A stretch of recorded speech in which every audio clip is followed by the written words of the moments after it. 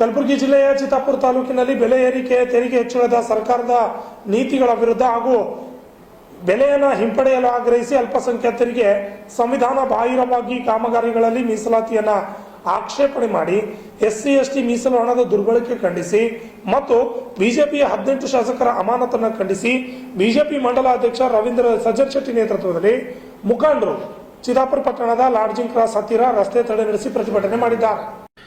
ಈ ಪ್ರತಿಭಟನೆಯಲ್ಲಿ ಭಾಗವಹಿಸಿದ ವಿಧಾನ ಪರಿಷತ್ ಸದಸ್ಯ ಶಶಿಲ್ ಜಿ ನಮೋಶಿ ಮಾತನಾಡಿ, ಬೆಲೆ ಏರಿಕೆಯಿಂದ ಜನರ ಮೇಲೆ ಹೊರೆ ಬಿದ್ದಿದೆ. ಹಾಲಿನ ದರ, ವಿದ್ಯುತ್ ದರ, ಬಸ್ ಪ್ರಯಾಣ ದರ, ಸ್ಟ್ಯಾಂಪ್ ಶುಲ್ಕ, ಮದ್ಯದ ದರ ಹೆಚ್ಚಳವು ಜನಸಾಮಾನ್ಯರು, ಮಧ್ಯಮ ವರ್ಗದವರ ಬದುಕಿಗೆ ಕೊಡಲಿ ಏಟಿನಂತೆ ಏರಿಗಿದೆ. ದಿನೇ ದಿನೇ ಹೊಸ ಹೊಸ ತೆರಿಗೆಗಳನ್ನು ವಿಧಿಸಲಾಗ್ತಾ ಇದೆ. ಡೀಸೆಲ್ ದರವು ಕೂಡ ಹೆಚ್ಚಿದ್ದು, ದಿನಬಳಕೆ ವಸ್ತುಗಳು, ಸರಕು ಸಾಮಗ್ರಿಗಳ ದರವು ಏರಿಕೆ ಕಂಡಿದೆ. ಆದ್ದರಿಂದ ಸರ್ಕಾರವು ಕೂಡಲೇ ಏರಿಸಿದ ಎಲ್ಲ ದರಗಳನ್ನು ಹಿಂಪಡೆಯಬೇಕೆಂದು ಒತ್ತಾಯ ಮಾಡಿದರು.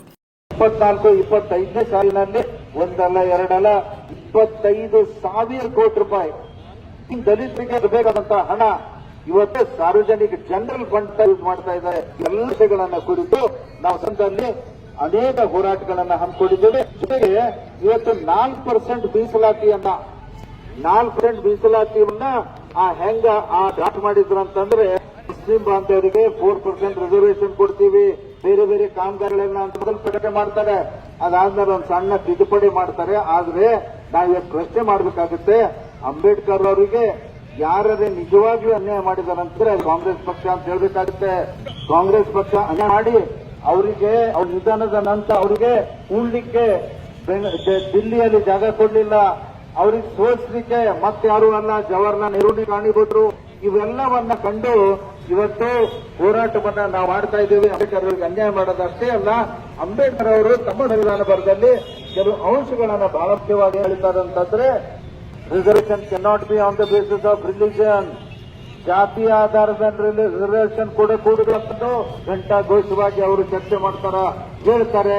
ಆ ಡ್ರಾಫ್ಟ್ ಅಲ್ಲಿ ಅದು ನಮ್ಮ ಸಂವಿಧಾನದಲ್ಲಿ ತಿಳಿಸಿದ್ರು ಕೂಡ 4% ಮೀಸಲಾತಿಯನ್ನ ಮುಸ್ಲಿಂ ಬಾಂಧವರಿಗೆ ಇವತ್ತು ಈ ಕಾಂಗ್ರೆಸ್ ಪಕ್ಷ ಕೊಟ್ಟಿದೆ.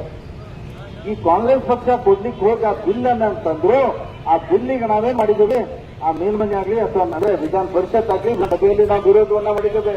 ದುರ್ದೈವದ ಸಂಗತಿ ಏನಂತಂದ್ರೆ, ಈ ತರದ ವಿಚಾರದಲ್ಲಿ ಬೇರೆ ಹೆಸರು ಹೇಳಿ ಹೊರಗೆ ಹಾಕ್ಬೇಕಂತಂದ್ರೆ ಅದಕ್ಕೆ ಅನೇಕ ಬಾರಿ ಅವ್ರ ಹೆಸರು ತಗೊಂಡು ಅವರಿಗೆ ನೇಮ್ ಮಾಡಬೇಕಾಗುತ್ತೆ. ಆ ನೇಮ್ ಮಾಡಿ ಹೆಸರನ್ನ ಹೇಳಿ ಆಮೇಲೆ ಅವರಿಗೆ ಸದಸ್ಯ ಹೊರಗೆ ಹಾಕ್ತಾರೆ. ಇವತ್ತಿನ ಅನೇಕ ವರ್ಷದಿಂದ ನಾವು ನೋಡ್ಕೊಂಡು ಬಂದಿದ್ದು, ನಾನು 4ನೇ ಬಾರಿ ವಿಧಾನ ಪರಿಷತ್ತಿನ ಸದಸ್ಯನಿಗೆ ಒಂದೇ ಸಂದರ್ಭದಲ್ಲಿ ಇಷ್ಟೆಲ್ಲಾ ದಿವಸ 18 ಜನ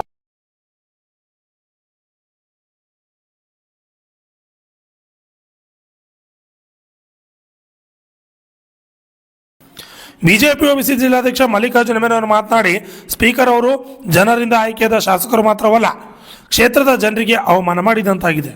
6 ತಿಂಗಳು 18 ಜನಪ್ರತಿನಿಧಿಗಳ ಅಮಾನತು ಮಾಡುವ ಸ್ಪೀಕರ್ ಅವರ ನಡೆ ಸರಿಯಲ್ಲ. ಅಮಾನತಾದವರು ವಿಧಾನಸಭಾ ಸಭಾಂಗಣ ಪ್ರವೇಶಿಸಲಿಲ್ಲ ಎಂದಿದ್ದಾರೆ. ಹೀಗಾದರೆ ಅವರು ಭಯೋತ್ಪಾದಕರೇ, ನಕ್ಸಲಟರೇ ಎಂದು ಪ್ರಶ್ನೆ ಮಾಡಿದ್ದಂತಾಗಿದೆ.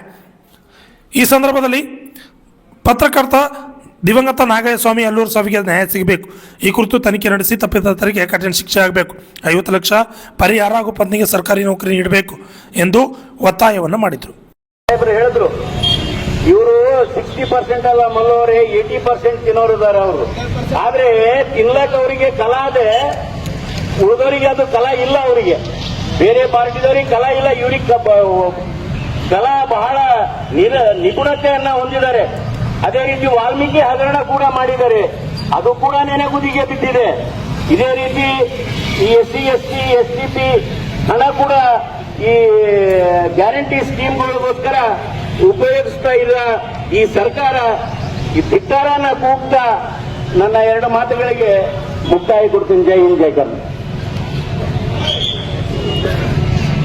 ಈ ಸಂದರ್ಭದಲ್ಲಿ ಪುರಸಭೆ ಸದಸ್ಯರಾದ ರಮೇಶ್ ಬೊಮ್ಮನಹಳ್ಳಿ, ನಾಗರಾಜ್ ಬಂಕ್ಲಂಗಿ, ಶ್ಯಾಮ್ ಮೇಧಾ, ಪ್ರಭು ಗಂಗಾಣಿ, ಬಿಜೆಪಿ ನಗರಾಧ್ಯಕ್ಷ ಆನಂದ್ ಪಾಟೀಲ್ ನರಿಬೋಳ್, ಯುವ ಮೋರ್ಚಾ ಅಧ್ಯಕ್ಷ ದೇವರಾಜ್ ತಳವಾರ್ ಸೇರಿದಂತೆ ಅನೇಕರು ಭಾಗಿಯಾದರು. ಅಣ್ಣಾರಾಯಿ ವೀಣಿ, RJ32 ಕನ್ನಡ ನ್ಯೂಸ್, ಚಿತ್ತಾಪುರ್.